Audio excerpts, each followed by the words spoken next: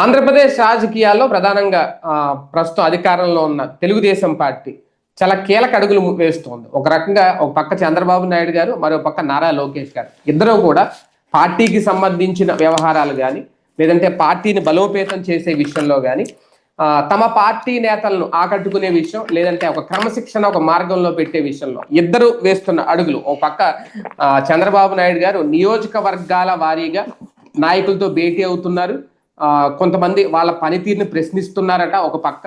అలాగే వాళ్ళు ఎలా ఉండాలి, ఎలా ముందుకెళ్ళాలి. మరో పక్క నారా లోకేష్ గారు ఏకంగా ఫ్యామిలీకి నా ఎమ్మెల్యేలు మంత్రుల ఫ్యామిలీతో ఆత్మీయంగా కలయిక, వాళ్ళతో విందు వినోదాల్లో పాల్గొనడం, వాళ్ళతో ముచ్చడించడం. ఈ కార్యక్రమం అయితే ఓ పక్క ఎన్ని రాజకీయాలు ఉన్నా ఇవైతే ఇక నుంచి ముందుకు వెళ్ళబోతున్నాయి. దానికి సంబంధించి ఆల్రెడీ శ్రీకారం చుట్టారు. అంటే అప్పుడే 2029 ఎన్నికలకు ఎప్పటి నుంచే లక్ష్యం పెట్టుకున్నారా, టార్గెట్ పెట్టుకున్నారా, లేదు మధ్యలో ఏదైనా జరగబోతుందా? అంటే లోకేష్ గారిని సడన్ గా సీఎం గా తెర మీద తీసుకొచ్చే ప్రయత్నం కానీ ఇవేమన్నా దృష్టిలో పెట్టుకుని ఇదంతా నడుస్తుందా? ఈ చర్చ అయితే నడుస్తుంది. ఇది అంశం మీద చర్చించే ప్రయత్నం చేద్దాం. సార్, మొదటి నుంచి ఒకటే ఆంధ్రజ్యోతి పత్రిక రాసిన వాళ్ళు చేసిన ఎమ్మెల్యేల పనితీరు సరిగ్గా లేదు, నియోజకవర్గాల్లో అందుబాటులో ఉండట్లేదు అనేది. ఇప్పుడు స్వయంగా ముఖ్యమంత్రి హోదాలో బాబు గారే వాళ్ళతో మాట్లాడుతున్నారట.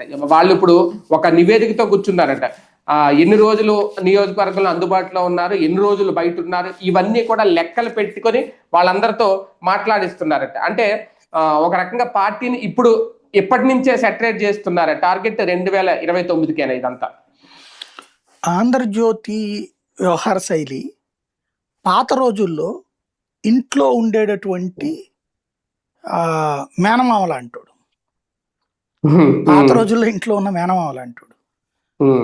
ఈనాడు వచ్చేటప్పటికి పాత రోజుల్లో ఉన్నటువంటి భార్యలు అంటాడు, ఇంటి ఇల్లాళ్ళ అంటాడు అనమాట. పాత రోజుల భార్య, ఇప్పుడు ఇప్పుడు కాదు. ఎందుకంటే అప్పుడున్న మేనమామ ఇంట్లో మరి అంటే అక్క పుట్టిళ్ళు కాకుండా ఆ బావ మీద పడి బతుకుతున్నాడు కాబట్టి అది అందరూ వెటకారం చేయకుండా ఆ ఇంట్లో ఉన్నటువంటి పిల్లల మీదనే ఎప్పుడు సాడీలు చెప్తా ఉంటాడు. చెబుతా, బావా నువ్వు గొప్పోడివి, ఆడేంటి అట్ట తయారయ్యాడు, ఆడు సరిగ్గా చదవట్లేదు, వీడు పరం దరిద్రంగా తయారయ్యాడు, వాడికి మ్యాథ్స్ రాదు, వీడికి సైన్స్ రాదు అని పద్దాక బావతో చెప్పి తిట్టిస్తూ ఉంటాడు. తద్వారా ఇంట్లో బావ ఆధిపత్యాన్ని వీడు చెలాయిస్తూ ఉంటాడు. పాతకాల బామ్మర్ది ఇళ్ళరేఖం వెళ్ళడం వేరు, తన అక్కతో పాటు ఇంటికి వచ్చేసినటువంటి బామ్మర్ది, బావగారి ఇంటికి వచ్చి బతుకుతున్న బామ్మర్ది బావ బ్రతుకు కోరుతూ ఆ బావకి సంబంధించిన ఇంటి మీద తన పెత్తనం కోసం ఇట్లాంటి నాటకాలు ఆడుతూ ఉంటాడు. ఆంధ్రజ్యోతి వ్యవహార శైలి అది. ఎన్టీ రామారావు గారు దేవుడు, వీళ్ళకి నచ్చినంత వరకు. ఎన్టీ రామారావు దెయ్యం, వీళ్ళకి నచ్చకపోతే. చంద్రబాబు నాయుడు దేవుడు. ఇప్పుడు ఆ బాబు గారు దేవుడిలాగా అంతా కష్టపడుతుంటే ఇట్లాగా వీళ్ళు చూడు. ఇంకో రకంగా చెప్పాలంటే పాత రోజుల్లో మన అమ్మ నాన్నల వ్యవహారం, ఇప్పుడు మన పిల్లలు మన వ్యవహారం చూడండి ఎట్లా ఉంటది. అంటే ఆడవాళ్ళ మనస్తత్వంలో మార్పు కూడా ఇక్కడ సింపుల్ అనమాట. ఆ రోజుల్లో అమ్మలు మనం సరిగ్గా చదవకపోయినా ఎక్కువ ఆడుకుంటున్నా ఎలా మందలించేవాళ్ళు, మీ నాన్న చూడు రాత్రి పగలు కష్టపడతాడు, అంత కష్టపడి వస్తుంటే మీరేమో చదువు సరిగ్గా చదవకపోతే ఎట్లారా అని నాన్నని గురించి మనని మోటివేట్ చేస్తూ బాగా చదవమని చెప్పేది తల్లి. అంతే కదా. అప్పుడున్న తల్లులు మన అమ్మ నాన్నలు, మన అమ్మ మన నాన్న గురించి మనల్ని హీరోగా చెప్తా ఉంటది. ఇప్పుడున్న దాదాపు 100కి 50-60 కుటుంబాల్లో ఎట్లుంటది, ఆమె నానేంది, అది కొని పెట్టట్లేదు ఏంటి, ఇది కొని పెట్టట్లేదు ఏంది, అడగండి అడగండి అని పిల్లల్ని, అంటే పిల్లలకి వీళ్ళు హీరోయిన్ గా చలామణి అవుతా భర్తని విలన్ చేస్తున్నారు, తండ్రిని విలన్ చేస్తున్నారు. మన అమ్మలు తండ్రిని దేవుణ్ణి చేశారు, ఇప్పుడు తండ్రిని విలన్ చేసి చూపెడుతున్నారు, వీళ్ళు హీరోయిన్లు అవుతున్నారు. సేమ్ ఫార్ములా ఇక్కడ. ఇప్పుడు చంద్రబాబు నాయుడు హీరో, ఇక్కడ విలను ఎమ్మెల్యే, వీళ్ళు ఈ కాలపు భార్యలు అనమాట. ఇప్పుడు నడుస్తున్నది అలా కూడా.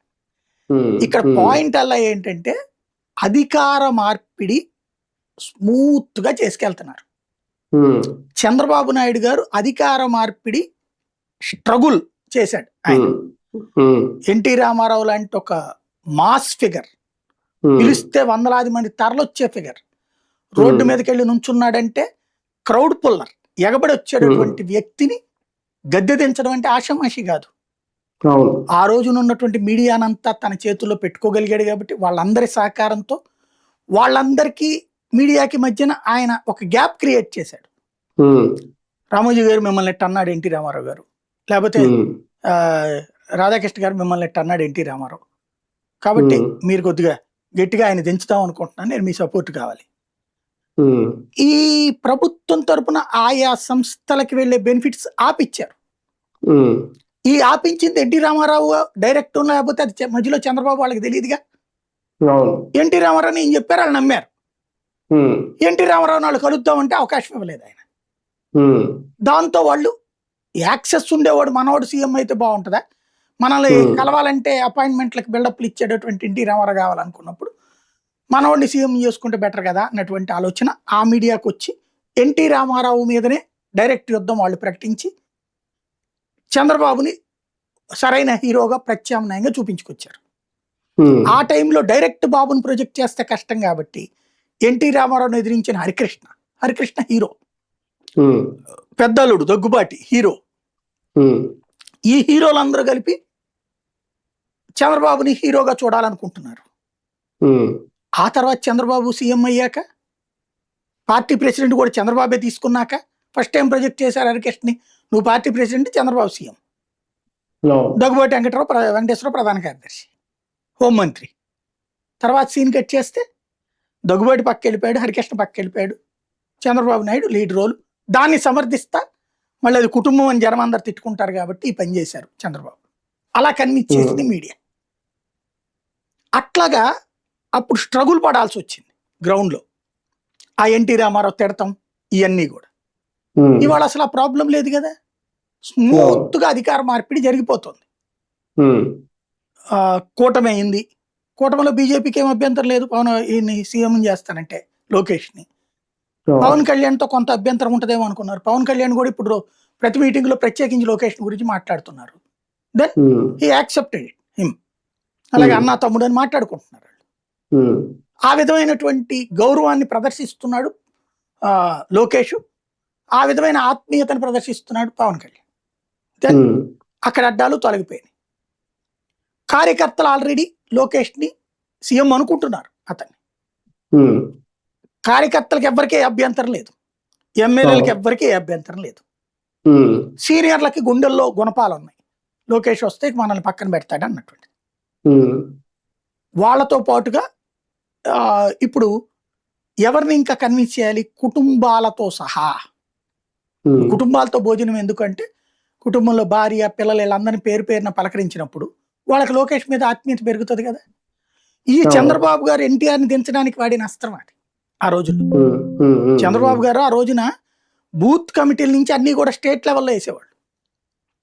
వేసి ఇప్పుడు లోకల్ లీడర్తో పేర్లు అడిగి తెప్పించుకుంటారు, లోకల్ లీడర్ని అడిగి తెప్పించుకుని లోకల్ లీడర్కి వ్యతిరేకంగా ఉండేవాళ్ళు ఎవరో కూడా పేర్లు తెప్పించుకుంటారు.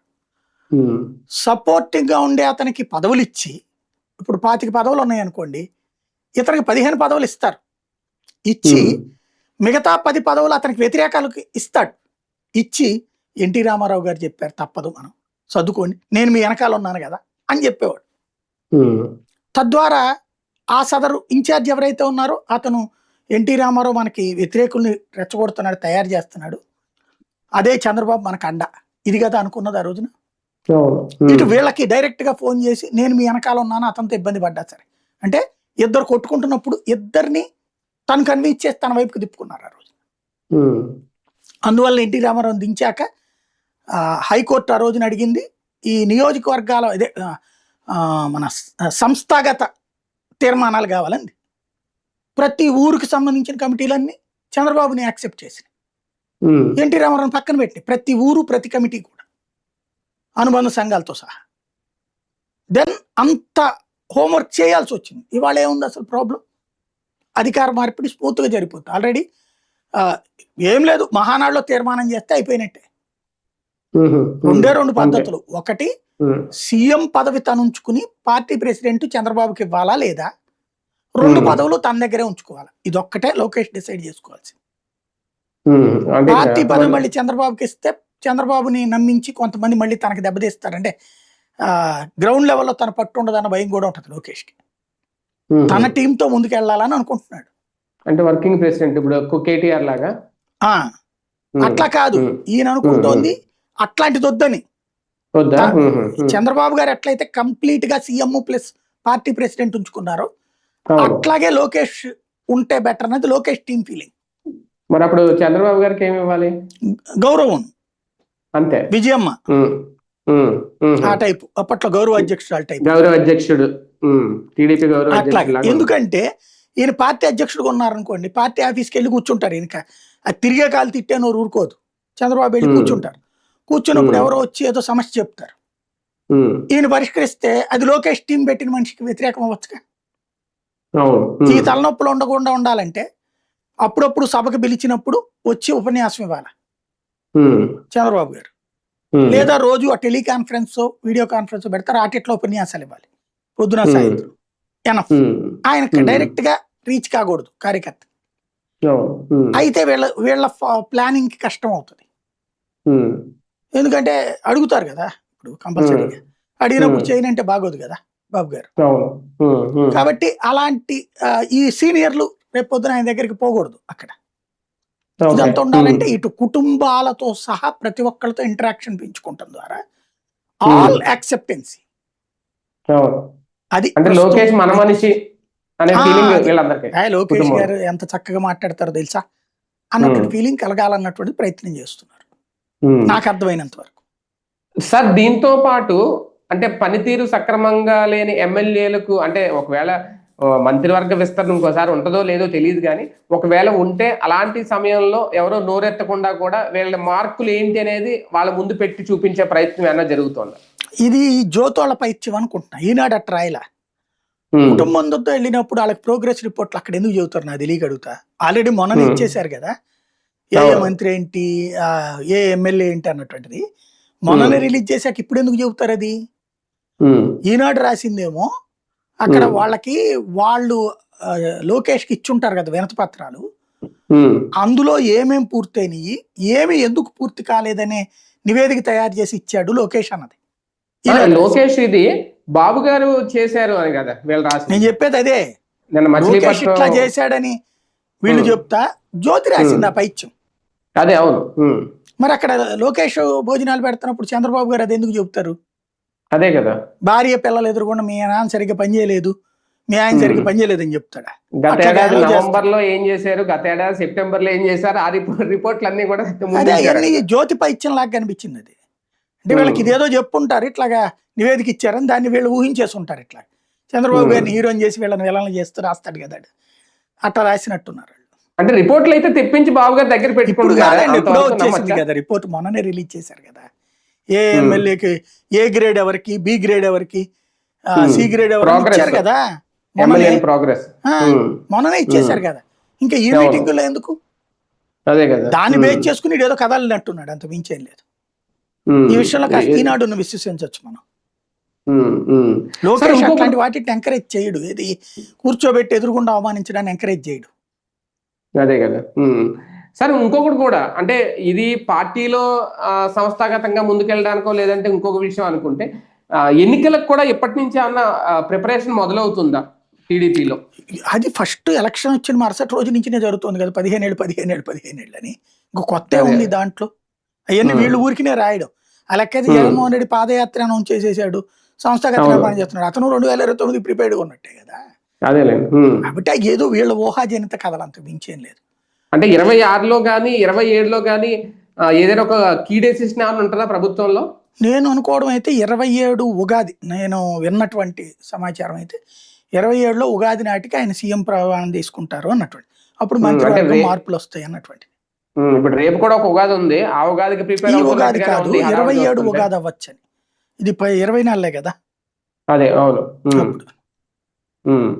ఈ లోపల మొత్తం అంతా రూట్ మ్యాప్ అయితే రెడీ చేసుకుంటున్నారు ఇద్దరు కలిసి. రైట్. అంటే దీనికి ఈ లోపల జనసేన పవన్ కళ్యాణ్ గారు ఆయనతో ఏమైనా చర్చలు ఏమైనా ఉంటాయా ఈ లోపల? ఇంకేం అవసరం దాంట్లో, ఉమ్, ఆల్రెడీ ఆయన ప్రిపేర్డ్, ఉమ్, అంత మించేది లేదు. అయితే గీతే పవన్ కళ్యాణ్ కోరినట్టు వాళ్ళ అన్నయ్యకి కూడా మంత్రి పదవి ఇస్తారు. Um, um. Right, right. చూద్దాం నిజంగా ఏమన్నా భారీ మార్పులు ఏమన్నా ఉండబోతున్నాయా? తెలుగుదేశం పార్టీ ఆ దిశగా అడుగులు వేస్తుందా? ఒక పక్క చంద్రబాబు నాయుడు గారు కానీ, మరో పక్క నారా లోకేష్ గారు కానీ తమ ఎమ్మెల్యేలతో మంత్రులతో వరుసగా భేటీలు అవ్వడం, ఇది నిజంగా 2019 ఎన్నికలక లేదంటే 2027లో ఏమన్నా ఒక భారీ మార్పు, ఒక ముఖ్యమంత్రిగా లోకేష్ గారిని కూర్చోబెట్టే దిశగా ఏమన్నా పావులు కదుపుతున్నారా అనే చర్చ అయితే నడుస్తుంది. ఏం జరిగింది?